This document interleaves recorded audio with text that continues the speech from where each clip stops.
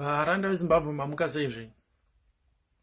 So the 31st of March is supposed to bring in a new era of Zimbabwean politics, an uprising, headed by the ever-faithful constitutionalists of the War Veterans Association, helped by the suffering masses to install someone from the original party that caused the problem to begin with. You see, Varanda Zimbabwe, all of a sudden, the constitution has been mentioned. All of a sudden, the right to demonstrate is enshrined in the law and upheld. All of a sudden, journalists who were arrested have been called to be released. All of a sudden, we have corruption cases being exposed. All of a sudden, the hospitals are not good enough. Schools are not good enough. The unemployment rate is highlighted. All of a sudden, all these economic ills, these tenderpreneurs and all these kind of things are being highlighted. That is normal in a society where there is no opposition. You see, the thing is, people are so desperate. Vanhu vari kuda change. Chero pakauya satani chaiye, kana gudo, kana huku, kana chihuta chaiye chikauya, chiti ndoda kubvisa regime iripo, vanhu vanotsigira chinhu ichocho. That's the level of desperation because there is no opposition party. So, pamusha kana pane vakadzi 15, amai nini, amai guru, handradzi, amai what mbuya and so forth, but pasina kana one anogona kubika kana kutsvaira kana kuchengeta mbudzi kana huku kana kundorima kana kundosakura, ungati pamusha pane mukadzi?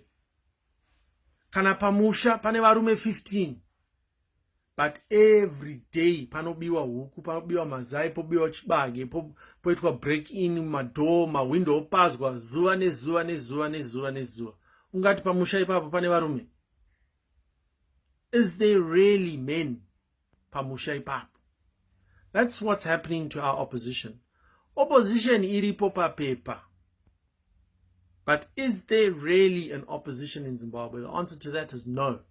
And when there is no opposition, what happens is any clown can come up with a strategy, and the masses are so desperate for change that they will support that. Let us remind maZimbabwean kuti vakuru vari kuda kuorganiza kubvisa regime iripo are right now, as we speak, part of that regime. Let that sink in a little bit. My problems atinao mu Zimbabwe are caused by the same people who are calling for change on the 31st. Ndozviri kuitika. Now you need to ask yourself, as a Zimbabwean, kuti zvinhu zvauchazofira musi wa31 zvichakubatsira here iwewe, or are you just being used as a tool? You see, when a country runs out of stuff to steal, so things go well in a dictatorship in the beginning, because what happens is there's a lot of stuff to steal. The taxes are brought up, people are toll gates and 2% transfer at your bank and AIDS levy and all these little stupid taxes are brought in so that they can loot. So when that starts running out, they start eliminating each other. So that's what happened when Mugabe left. They saw that 100 million yatogara tichiba pamwedzi haichakwanisike, we have to share it. So when thieves have to share their loot, they think of ways of how to eliminate each other. And that's what's happening in Zimbabwe at the moment. They've run out of things to steal.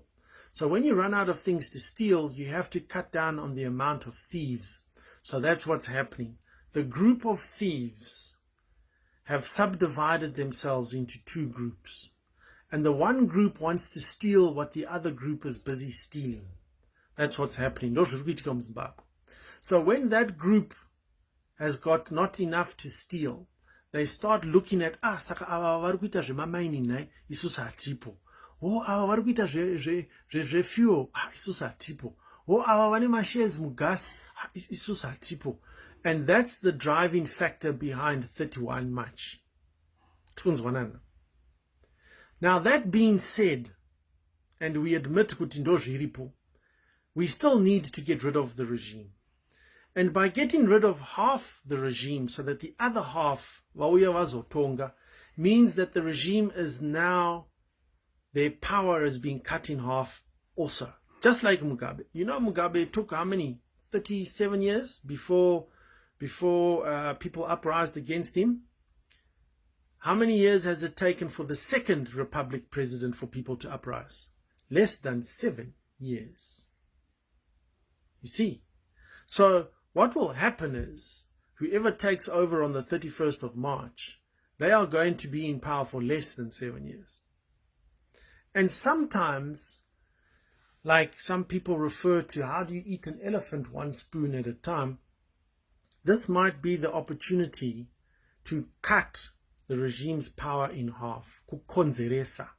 Now, if there was an organized opposition, and I include myself in that, if I had worked harder, if I had got more supporters, if I had finished my book sooner, if I had managed to reach more people, if I had managed to get more funding, let me tell you right now, the 31st of March would be an opportunity for a third force to enter and take over.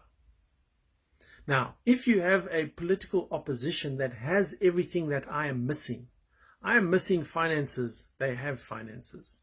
I am missing support at diplomatic levels, they have that. And yet they do not think of even entering the fray as a third force on the 31st. In fact, vakatonyarara. Now, the thing with the opposition, and you've got to look at it very carefully, is if you look at the convoy that the opposition president drives, it's the same as the presidential convoy. And that's on a budget. Imagine if they had state resources, how big that convoy would be. If you look at Rurukitika Harare City Council, if you look at what happened during the GNU, and the ministers and their benefits, and the Harare City Council, the salaries of the councillors and the people that are running the show with the opposition, and you take my personal experience within the opposition, where we spoke about not taking vehicles, not living in mansions, not accepting loans as MPs, and all of those things the opposition did not listen to, because varda kudya. So the opposition in Zimbabwe is not about changing the system. The opposition in Zimbabwe is about being a beneficiary of the system. No one wants to change the system, pakati pe regime ne opposition. So again, so at that one, my comrades, kana muchida kupinda muroad pindai, kana muchida kusapota zviripo sapotai, because ndiri kunzwisisa shungu dzenyu, because hakuna opposition leadership, and therefore, because there is a void in the opposition, you have to take what you can. And at the moment, the 31st of March looks like the next best plan. So everyone's going to jump onto that bus. And rightly so. Sakavaranda Zimbabwe, it is indeed our fault as the opposition. Again, I label myself as that, because we were not organized enough to take advantage of this particular day. But an interesting story is that those who can take advantage of this day don't. And you have to ask yourself, why? It's because there are regime projects. The only people fighting for a place on the 31st are A team and B team of the same regime. Ndo vari kurwisana, vari kuda kuba. Saka varanda Zimbabwe, look very carefully at what you are doing on the 31st and who you are supporting. For some of us, we do not have enough resources. We do not have enough influence to do anything on the 31st. We will bide our time. We will plan and organize until we are in a position where we will call for something like the 31st, where we will be in charge, where we will have tentacles in the army and the CIO and the police, where we will have people in the teachers, nurses, unions, and all that kind of stuff. That day is coming. We are working towards that. With the little bit of finances that we have, the little bit of influence that we have, and the social media little pages that we have, we will work towards that. Whoever comes on the 31st is an extension of a current regime. They will not improve Zimbabwe. Hapana change inoitika kwauri. Unozongonakirwawo zvako nekuti ka section ke regime vachamamiswa, vamwe vachaiswa mujeri, vamwe vachatiza kuti vanogara kuEurope nemabhillions avo. Yes, ndo zvingangofadzawo vanhu. But in fact, for real change, any real change in Zimbabwe, hakuna chinhu chinoitika. That system is rotten to the core. To the core. It needs a total revamp. Zimbabwe needs a dictatorship that is organized and for the people in order to change where we are. You will not be able to do that democratically. There's too many rotten apples that will frustrate the process at every single turn. You need someone who comes in and says, this is how it's going to work, and nothing gets debated or passed in Parliament. It just happens. And if you do not follow that, you are dismissed. That is the only way to fix a country as broken as that Zimbabwe is. Sakavaranda is Zimbabwe. Think carefully on the 31st. Inini, I will continue writing the book. We will continue to meet people where we can. We will continue to build Varanda Zimbabwe. And we will continue to make efforts to bring real change with Zimbabwe. To those who haven't, please like the page, Brett Muvet.